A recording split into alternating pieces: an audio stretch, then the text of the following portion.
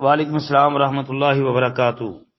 محترم بھائی نے یہ جی ایک روایت جو بھیجی ہے، اس میں تحقیق ہوئی ہے، یعنی کسی نے روایت کا جواب یہ مولوی صاحب نے دیا نا، یہ بھی مولانا احمد صاحب کی ہی تحریر معلوم ہوتی ہے نا۔ لکھا ہے جی ثابت، آگے جو یہ جملہ لکھا ہے نا المعجم الکبیر للطبرانی میں بسند صحیح موجود ہے، پھر آگے انہوں نے معجم کبیر طبرانی کی سند پیش کی ہے، یہ بات صحیح نہیں ہے۔ روایت جو ہے نا ان اللہ تجاوز لامتی، یہ روایت تو ٹھیک ہے، روایت ثابت ہے، لیکن یہ کہنا کہ طبرانی کبیر کی روایت جو ہے وہ اور طبرانی والی سند صحیح ہے، طبرانی والی سند صحیح نہیں ہے۔ معجم کبیر طبرانی کی سند کو بالکل صحیح قرار دینا یہ درست نہیں ہے۔ یہ کہا جا سکتا ہے کہ سندہ ضعیف و حدیثہ حسن یا صحیح لغیری وغیرہ، اس طرح اس کے اوپر حکم لگایا جا سکتا ہے۔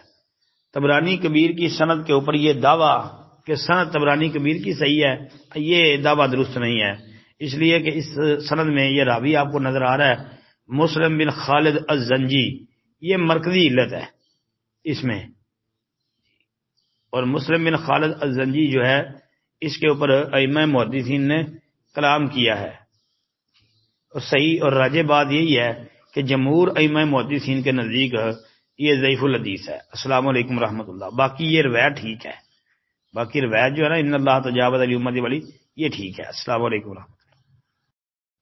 جی السلام علیکم ورحمۃ اللہ وبرکاتہ۔ یہ جی روایت بھیجی ہے علقمہ عبداللہ بن مسعود سے، روایت کرتے ہیں عبداللہ بن مسعود کیا کہتے ہیں، صلیت خلف النبی صلی اللہ علیہ وسلم و ابی بکر و عمر فلم یرفعوا ایدیہم الا عند افتتاح الصلاۃ، کہتے ہیں کہ میں نے نبی علیہ السلام کے پیچھے ابو بکر عمر رضی اللہ عنہما کے پیچھے نماز پڑھی، وہ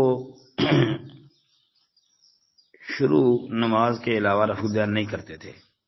السنن الکبریٰ امام بہقی کا حوالہ دیا ہے، کہتے ہیں تحقیق کر دو جی، یہ ثابت نہیں ہے روایت، یہ سنن دارقطنی میں بھی آتی ہے، امام دارقطنی رحمۃ اللہ علیہ نے روایت کے بعد ہی اس کو ضعیف بھی قرار دیا ہے جی۔ اس میں محمد بن جابر الیمامی ایک راوی ہے جس پر بے شمار ائمہ محدثین نے جرح کی ہے،